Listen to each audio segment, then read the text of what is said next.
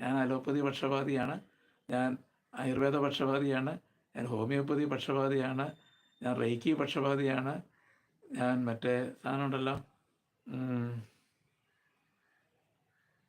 അതൊക്കെ ഞാനും പഠിച്ചതാണ്, എൻ്റെ പേര് മറന്നുപോയി. അപ്പം അങ്ങനത്തെ പക്ഷപാതങ്ങൾ എനിക്കും ഉണ്ട്. അതിങ്ങനെ ഇടയ്ക്കിടയ്ക്ക് എൻ്റെ സംസാരത്തിൽ വരും, നിലപാടുകളും ഉണ്ട്. അപ്പോൾ അതൊക്കെ ഇങ്ങനെ പറയാം. നമുക്കിതിനകത്ത് ഈ എഴുതി കാണിക്കുമ്പം എൻ്റെ ഒരു ഇങ്ങനെ വീക്ക്നെസ് പറയരുതെന്നാണ് ചാണക്യൻ പറയുന്നത്.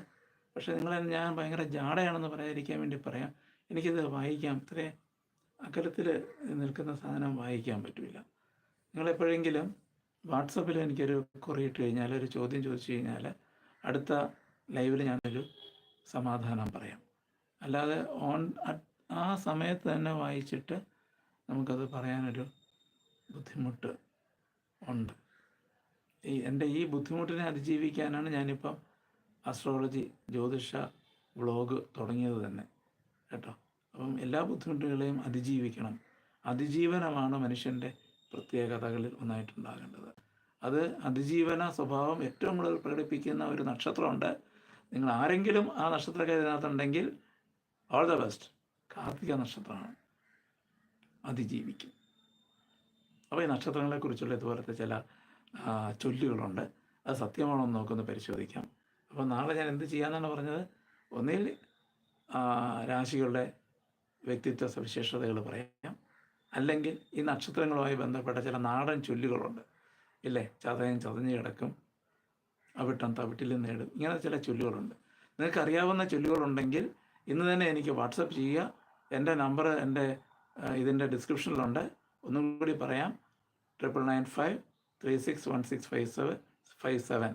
ഇതിനകത്ത് എഴുതി കാണിക്കാനായിട്ടുള്ള അറിവൊന്നും ആയിട്ടില്ല, അതൊക്കെ പിന്നീട് ചെയ്യാം. ഓക്കെ, അപ്പം സമയം എത്രയെന്ന് അറിയാൻ മാർഗ്ഗമില്ല, വാച്ചിലല്ല. അപ്പോൾ നമുക്ക് നാളെ രാവിലെ 9 മണിക്ക് കാണാം. ഇന്ന് ഞാൻ അല്പം ലേറ്റായിപ്പോയി. അതുവരെ നല്ലൊരു ദിവസം ആശംസിക്കുന്നു. ഇന്നത്തെ ദിവസത്തെക്കുറിച്ചൊന്നും ഞാൻ പറഞ്ഞിട്ടില്ല. സാധാരണ ലൈവിൽ വരുമ്പോൾ അങ്ങനെയൊക്കെയാണ് പറയേണ്ടത്. ഇന്നത്തെ പ്രവചനങ്ങളൊന്നുമില്ല, അല്ലെങ്കിൽ തന്നെ ഞാൻ പ്രവാചകനൊന്നും അല്ലല്ലോ പ്രവചിക്കാനായിട്ട്. കുറച്ച് കാര്യങ്ങൾ അറിയാം, വളരെ കുറച്ച് കാര്യങ്ങൾ അറിയാം. ആ കാര്യങ്ങളെ ഒരു ബലൂൺ പോലെ ഊതിപ്പെരിപ്പിച്ച് ഞാൻ നിങ്ങളുടെ മുന്നിലേക്ക് അങ്ങ് ആക്കാം. ആരെങ്കിലും ഒരു മുട്ടുസൂചി എടുത്ത് കുത്തിക്കഴിഞ്ഞാൽ പൊട്ടിപ്പോകാനുള്ള അറിവും പാണ്ഡിത്യവും ഒക്കെ എനിക്കുമുള്ളൂ. അത് കൊണ്ട് മുട്ടുസൂചി കയ്യിലുണ്ടെങ്കിൽ അതൊന്ന് ഒതുക്കി വെച്ച് ഈ ബലൂൺ ഒന്ന് കണ്ട് ആസ്വദിച്ച് പോവുക, അത്ര മാത്രമേ എനിക്ക് പറയാനുള്ളൂ.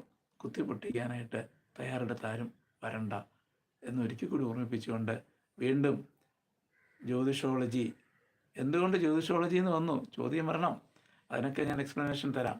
വീണ്ടും നമ്മൾ സംസ്കൃതത്തിലേക്കും ഭാഷാ നിയമങ്ങളിലേക്കൊക്കെ പോകും.